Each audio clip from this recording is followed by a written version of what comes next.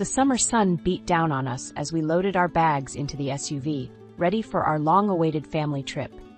Richard, my husband of 35 years, barked orders like a drill sergeant. "Joanna, make sure you pack the cooler with enough drinks and snacks for the drive, and don't forget the maps and directions." I bit my tongue, resisting the urge to remind him that I'd been planning this trip for months. As usual, he assumed I'd handle all the logistics while he reaped the rewards. Sylvia, Richard's mother, emerged from the house, her face pinched in disapproval. "Are we ready to go yet? You know how I hate waiting." I forced a smile. "Just about. Michael and Rebecca should be here any minute."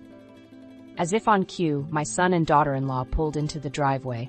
Michael gave me a sympathetic look, well aware of the tension between his father and me. We piled into the SUV, and I settled into the passenger seat, ready for the long drive ahead. But as we merged onto the highway, I overheard a hushed conversation from the back. "Once we're settled at the cabin, we'll have that talk with Joanna," Sylvia murmured to Richard. My heart sank. Talk? What were they planning? Richard's voice was low, but I caught the gist. "It's for the best, Mother. She'll never see it coming." "See what coming?" A knot formed in my stomach as I realized they were conspiring against me on what was supposed to be a joyful family vacation. The drive passed in tense silence, punctuated only by Sylvia's occasional snide remarks. By the time we reached the cabin, my nerves were frayed. As we unloaded our bags, Richard pulled me aside. "Joanna, we need to talk." I steeled myself, determined not to show weakness. "About what?" He glanced around, his expression guarded. "Not here. Let's go for a walk." We strolled along a nearby trail, the evening shadows lengthening around us. Finally, Richard spoke. "Mother and I have been discussing our living situation. With her health declining, she needs more care than I can provide on my own." I nodded, unsure where this was leading. "We've decided it would be best if she moved in with us permanently. That way, you can take care of her needs." My jaw dropped. "You expect me to become a full-time caregiver for your mother, without even consulting me?" Richard's eyes hardened. "It's the logical solution. You're retired and I'm still working. Who else is going to do it?" I shook my head in disbelief. "And what about my needs, Richard? Don't those matter at all?" He scoffed. "Don't be so dramatic. This is what families do. We take care of each other." But his words rang hollow. In that moment, I realized our marriage had become a sham, a facade of obligation rather than love or respect. As we returned to the cabin, Sylvia greeted us with a smug smile. She knew exactly what was happening, and she relished her victory. That night, as I lay awake in the unfamiliar bed, my mind raced. How had I let things spiral so far out of control? When had I stopped being Richard's partner and become little more than a servant? I thought of the dreams I'd once had, traveling, pursuing hobbies, enjoying my retirement. All of it had been sacrificed on the altar of duty and obligation. But as the first rays of dawn peeked through the curtains, a newfound determination took root within me. I would no longer be a passive bystander in my own life. It was time to take a stand. The cabin's rustic charm did little to soothe my frayed nerves as we settled in for the night. Richard and Sylvia acted as if nothing was amiss, chatting amiably about the scenic views and plans for hiking the next day. Their nonchalance only fueled my growing sense of unease. After dinner, I excused myself and retreated to the bedroom I was sharing with Richard. Closing the door behind me, I sank onto the edge of the bed, my mind racing. What were they plotting against me? And why?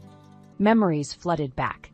The countless times I'd put my own dreams on hold to cater to Richard's needs, the way Sylvia had always treated me like an intruder in her precious son's life. Had I been so blinded by a misguided sense of duty that I'd missed the cracks in our family's foundation? A muffled voice from the living room snapped me out of my reverie. I strained to listen, recognizing Richard's hushed tones. "Can't go on like this, Mother. She's become a burden." My heart pounded in my ears as Sylvia's raspy voice responded. "I told you she was never good enough for my son. We need to take action before it's too late." Take action? A chill ran down my spine. Were they planning to get rid of me somehow? I crept closer to the door, pressing my ear against the wood. Their voices grew clearer, the words like knives twisting in my gut. "We'll have to be discreet," Richard murmured. "Michael can never find out the truth." My son's name sent a jolt through me. They were going to lie to him, to turn him against me. Tears stung my eyes as I realized the depth of their betrayal. I don't know how long I stood there, frozen in shock and disbelief. When Richard finally entered the bedroom, his expression was carefully neutral. "You should get some rest," he said, avoiding my gaze. "Big day tomorrow." I watched him disappear into the bathroom, my mind whirling. I couldn't confront him, not yet. Not until I had a plan. That night, as Richard's soft snores filled the room, I lay awake, plotting my next move. I would not go down without a fight. These people who claimed to be my family had shown their true colors, and it was time I did the same. As the first rays of dawn peeked through the curtains, I felt a newfound sense of determination. No more playing the dutiful wife and mother. From now on, I would be the master of my own destiny. Over breakfast, I studied Richard and Sylvia, watching for any hint of their sinister intentions. But they maintained their facade of normalcy, discussing the day's activities as if nothing were amiss. "I thought we could go for a hike this morning," Richard suggested, his tone deceptively casual. "Get some fresh air before the heat sets in." I forced a smile, playing along for now. "Sounds lovely." As we set off into the woods, I hung back, allowing Richard and Sylvia to take the lead. Michael and Rebecca trailed behind, their hushed conversation a comforting backdrop. Sylvia's voice carried back to me, sharp and condescending. "Honestly, Richard, I don't know how you put up with her. She's dead weight, dragging you down." My fists clenched at her cruel words, but I remained silent, biding my time.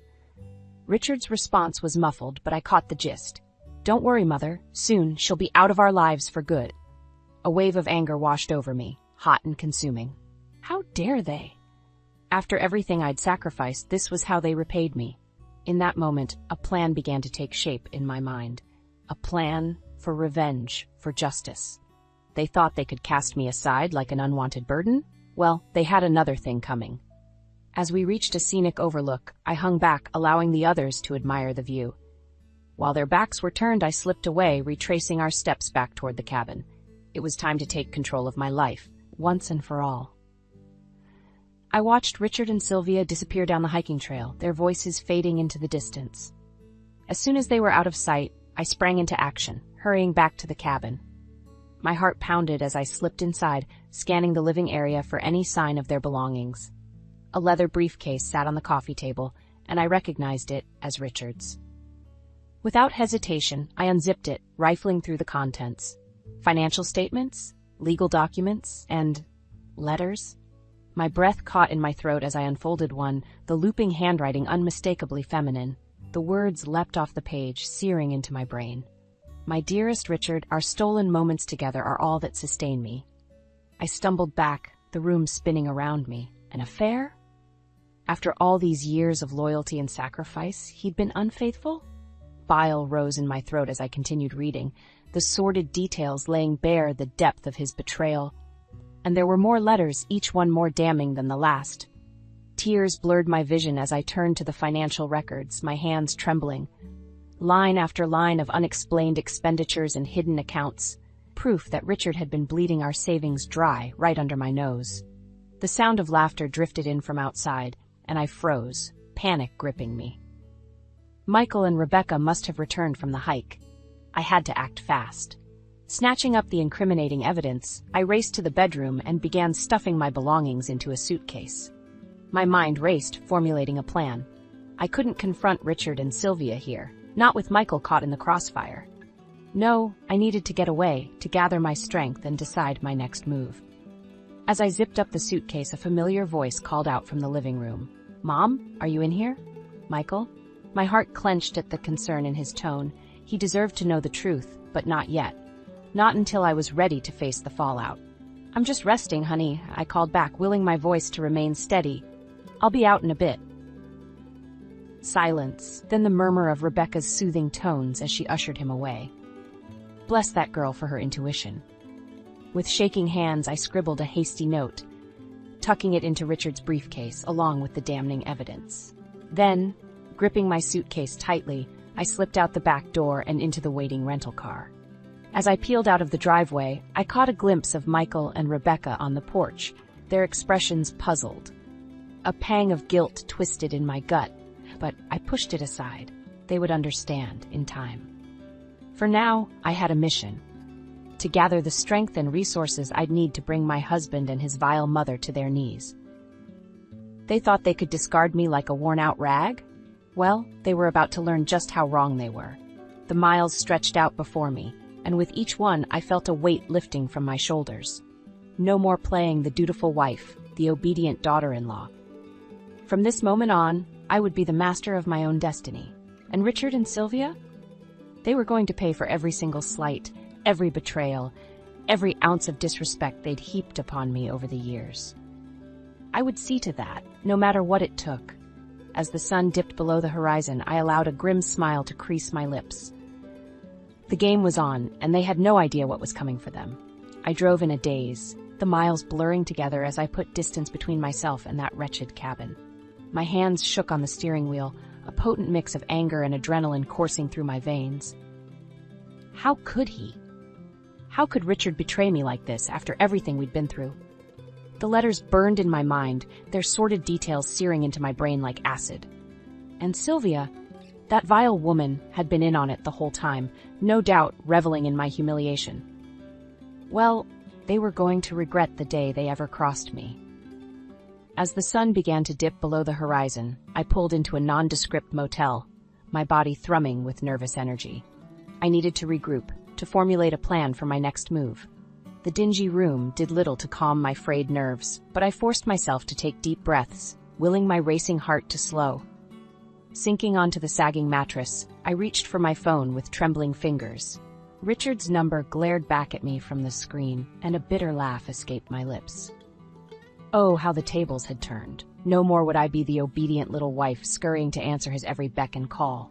This time, he would be the one squirming, forced to face the consequences of his actions. The phone rang, and rang, and rang. Just as I was about to hang up, his gruff voice crackled over the line. "Joanna, where the hell are you? Your son is worried sick." I bristled at his tone, that familiar mix of condescension and entitlement. Not anymore. "Save it, Richard," I spat. "I know everything. About the affairs, the money you've been siphoning off. I have proof." Silence, thick and heavy, stretched between us. Then a low chuckle that sent ice shooting through my veins. "So what?" he sneered. "You really think anyone will believe the ramblings of a bitter, delusional old woman?" White-hot rage licked at my insides, but I forced myself to remain calm, to keep my voice level. "I'm not the one who's delusional, Richard. You and your mother have been playing me for a fool for far too long. Well, those days are over." Another pause, and when he spoke again, his words were laced with venom. "You ungrateful bitch, after everything I've done for you, for this family? You're going to regret this." A harsh laugh burst from my lips. "No, Richard, you're the one who's going to regret it. Every single lie, every betrayal, every ounce of disrespect you've heaped upon me, you're going to pay for it all. I promise you that." His response was a torrent of profanity and vitriol, but I barely heard it. A sense of grim determination had settled over me, hardening my resolve. "Don't bother coming after me," I warned, cutting off his tirade. "And if you know what's good for you, you'll keep your distance from our son. This is just the beginning, Richard. The gloves are off now." With that, I ended the call, a strange sense of calm washing over me.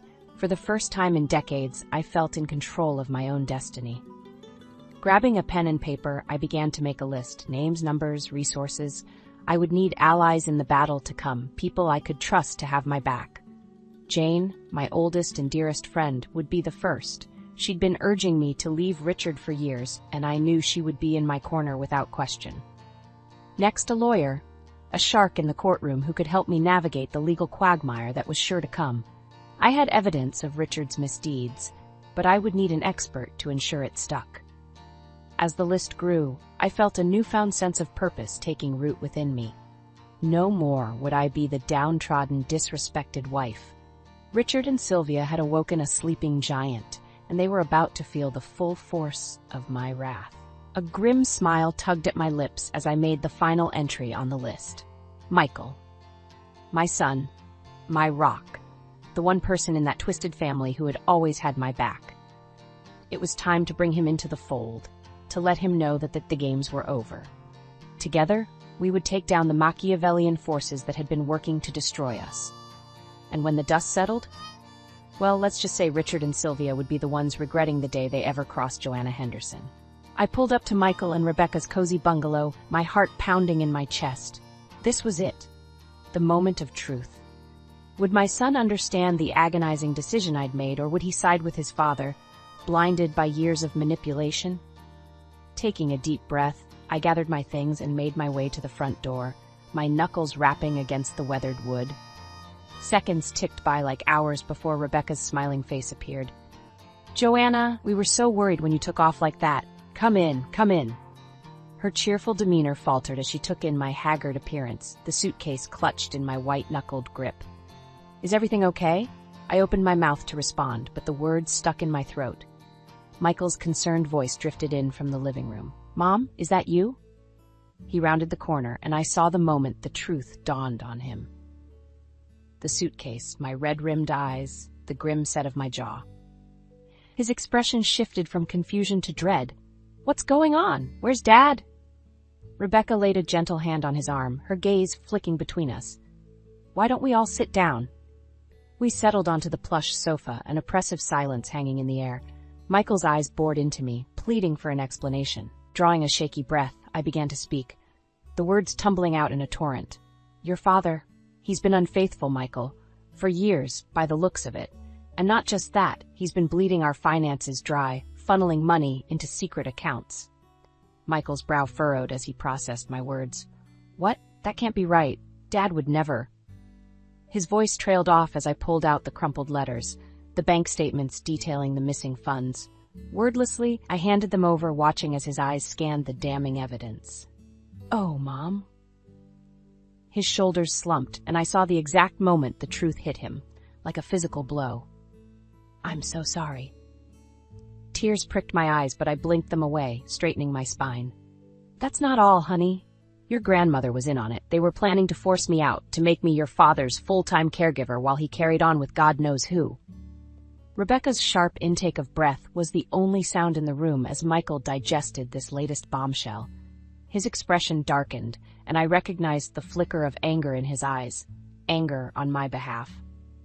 "Those bastards," he muttered, his fists clenching. "How could they do this to you, to our family?" I reached out, covering his hand with mine.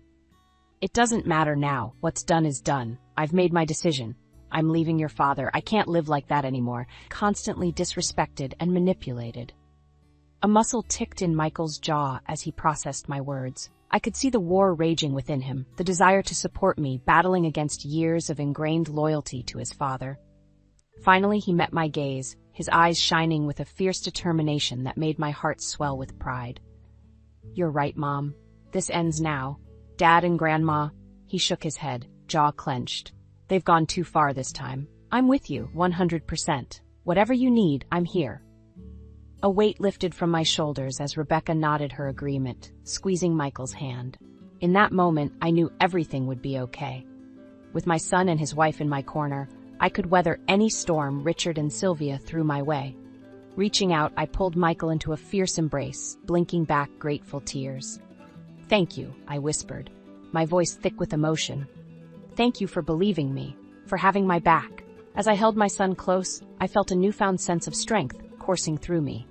The path ahead would be rocky, but I was no longer alone. With Michael and Rebecca by my side, I was ready to face whatever challenges lay ahead. Richard and Sylvia had made a grave miscalculation.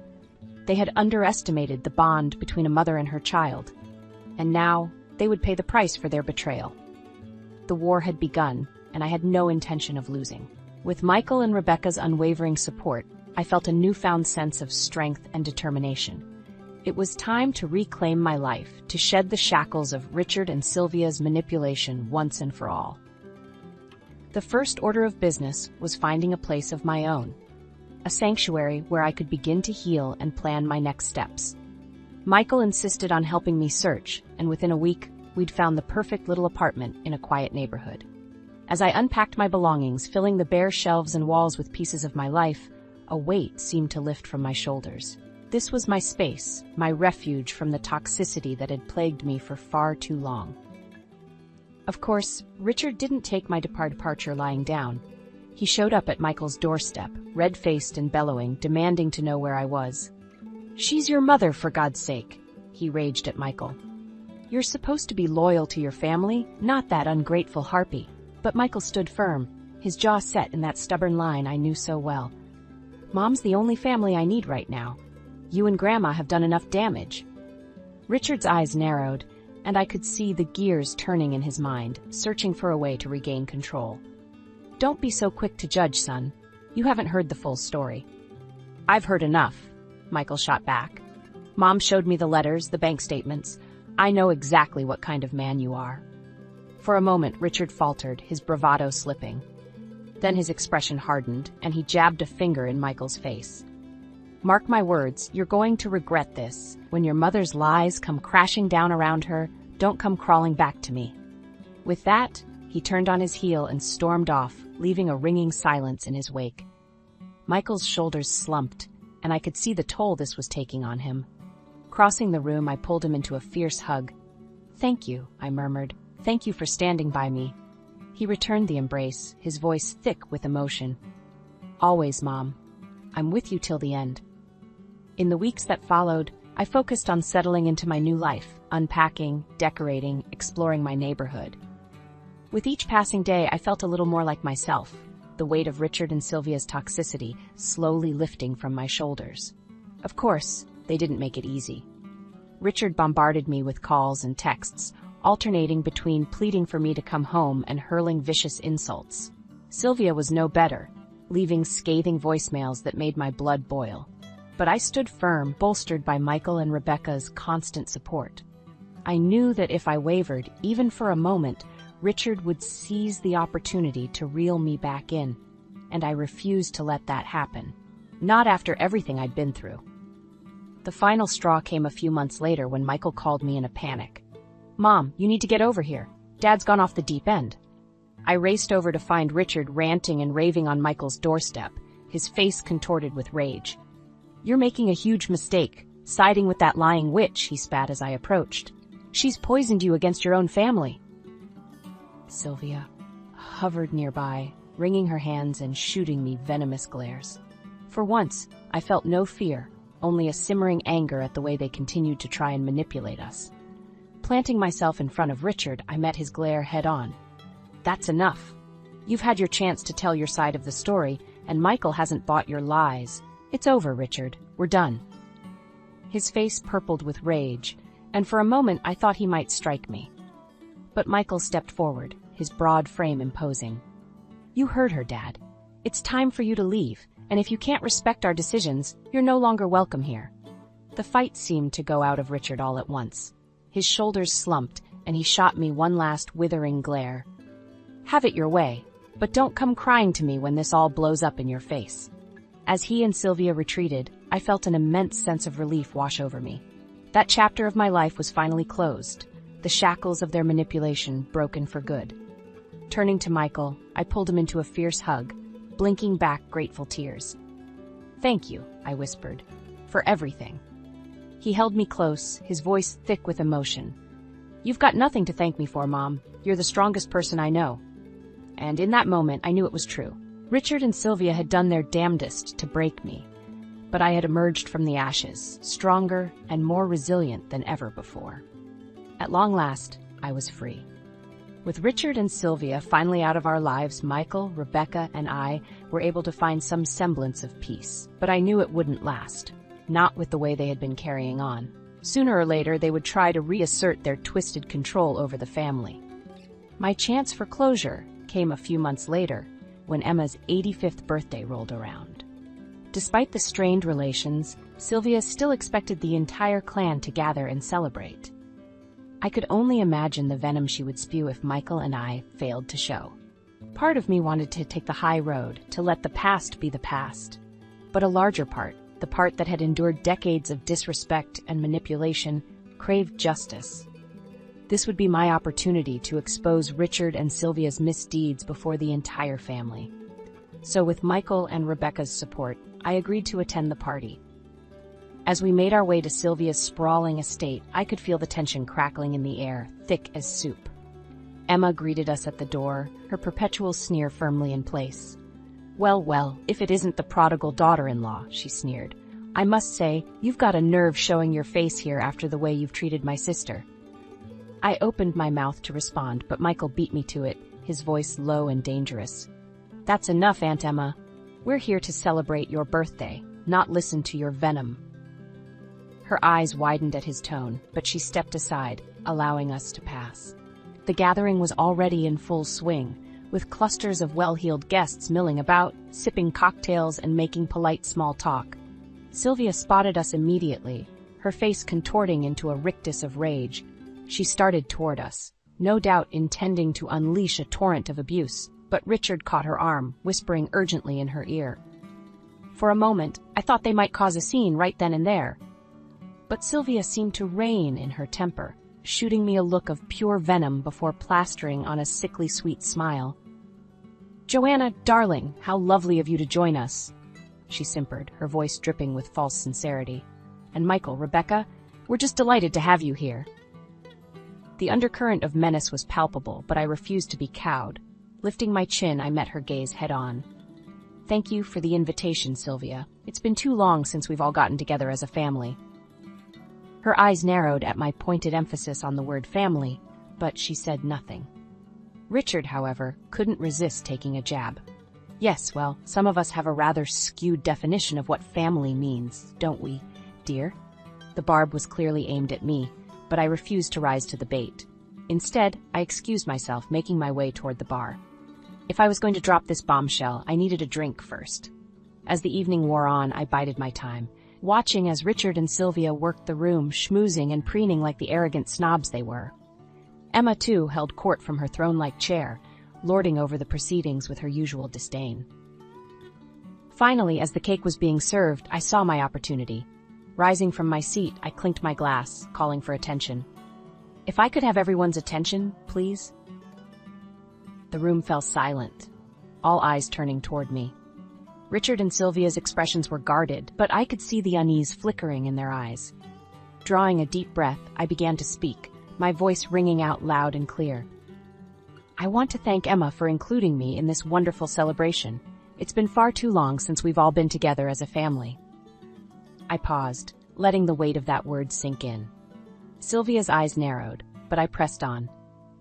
Of course, I use that term loosely, because while we may be bound by blood and marriage, the sad truth is that this family has been rotting from the inside for years.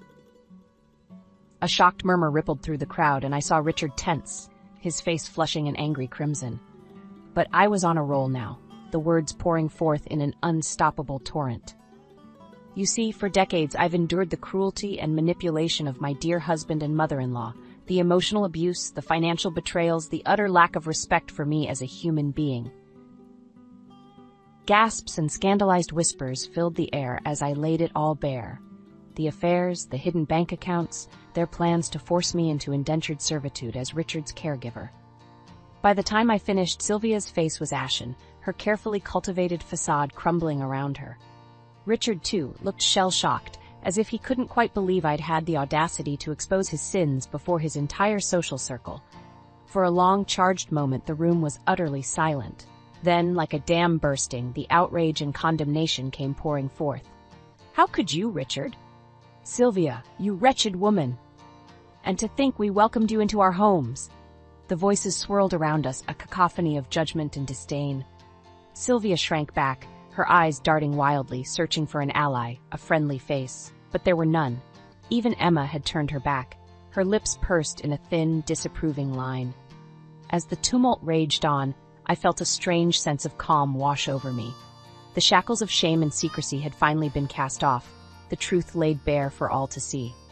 Crossing the room, I came to stand before Richard and Sylvia, looking them square in the eye. It's over, I said, my voice low but unwavering. Your lies, your manipulations, they've all been exposed. You have no power over me or this family any longer.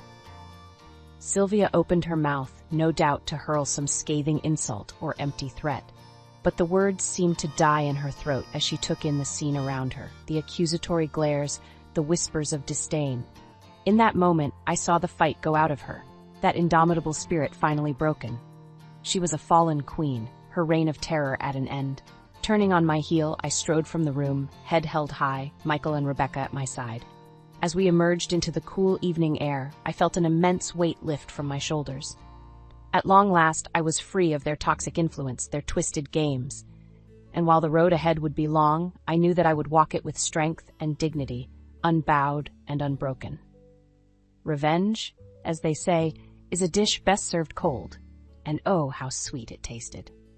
In the aftermath of Emma's disastrous birthday party, a strange sense of calm settled over me. For the first time in decades, I was free from the constant weight of Richard and Sylvia's manipulation.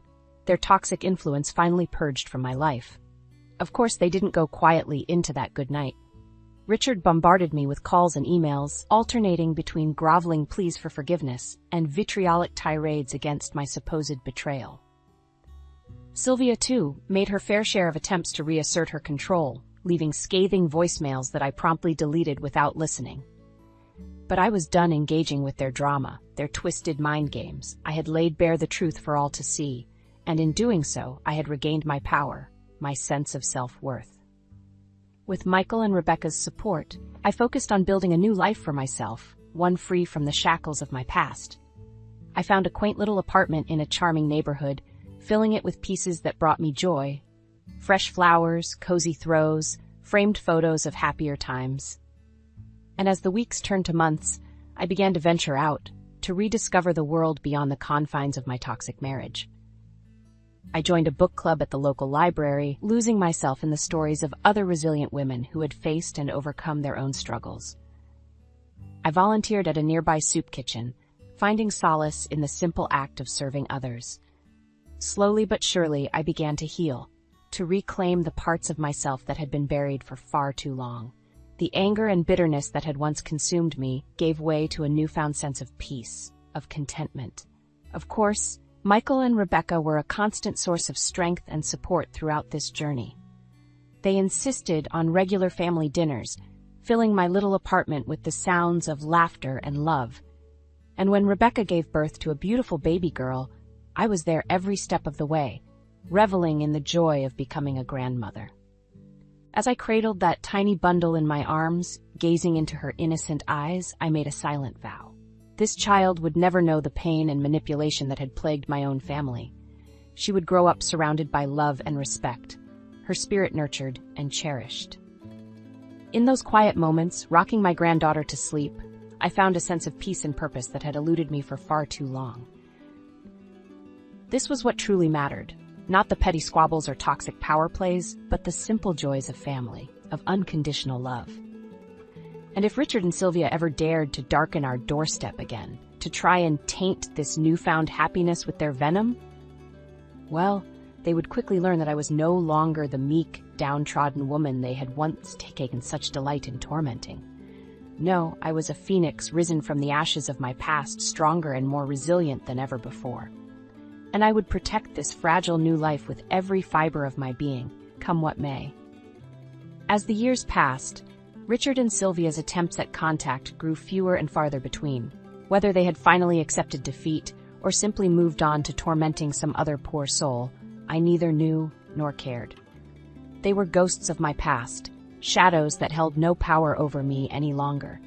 My focus remained firmly on the present, on cherishing each precious moment with my son, my daughter-in-law, and my beautiful granddaughter. We became a tight-knit clan, bound not by blood or obligation, but by a deep, abiding love and respect. And in those quiet moments, as I watched my family blossom and thrive, I knew that I had won the ultimate victory. Not through rage or vengeance, but through the simple act of living my life on my own terms, unbowed and unbroken. Richard and Sylvia had tried their damnedest to crush my spirit, to strip me of my dignity and self-worth. But in the end, it was their hatred, their pettiness, that had withered and died like a noxious weed starved of sunlight. As for me, I had risen from the ashes, a towering lily in full bloom, my fragrance carrying on the wind as a testament to the resilience of the human spirit. And that, I knew, was the greatest revenge of all.